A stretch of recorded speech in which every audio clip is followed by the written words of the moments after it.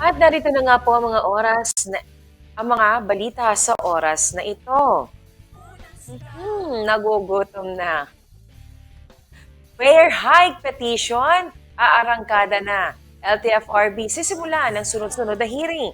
Formal na ang sisimula ng Land Transportation Franchising and Regulatory Board o LTFRB ang fare hike petition sa susunod na linggo.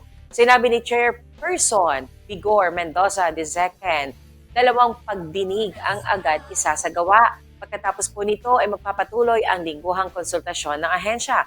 Layunin ng pagdinig na resolbahin ang hirit na dagdag pasahe ng transport groups. Humihiling ang Pasang Mazda, Alto DAP at Akto ng 2 piso dagdag na minimum fare. Kapag naaprubahan, magiging 15 pesos na ang traditional jeepney mula sa 13 pesos. Samantala, magiging 17 pesos naman ang minimum fare ng modern jeepney mula sa 15 pesos. Kasama rin sa panukala ang gawing permanente ang 1 peso provisional increase noong 2023. Gayunman, binigyan din ng LTFRB na wala pang aprobadong bagong fare matrix. Sa makatuwid po, mananatili sa kasalukuyang pamasahe habang dinidinig ang petisyon.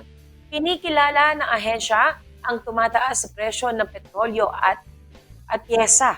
Dahil dito, magpapatawag sila ng mga economic experts. Susuriin ang posibleng epekto sa inflation at kabuhayan ng publiko. Makikipag-ugnayan din ng LTFRB sa Department of Economy, Planning and Development para sa pagsusuri. Dahil nationwide na nga po ang sakop ng petisyon, maapektuhan ng iba't ibang lalawigan. Kabilang na nga po dito ang Nueva Ecija at buong Central Luzon. Samantala, pinaalalahanan ng mga driver na iwasan ang overcharging.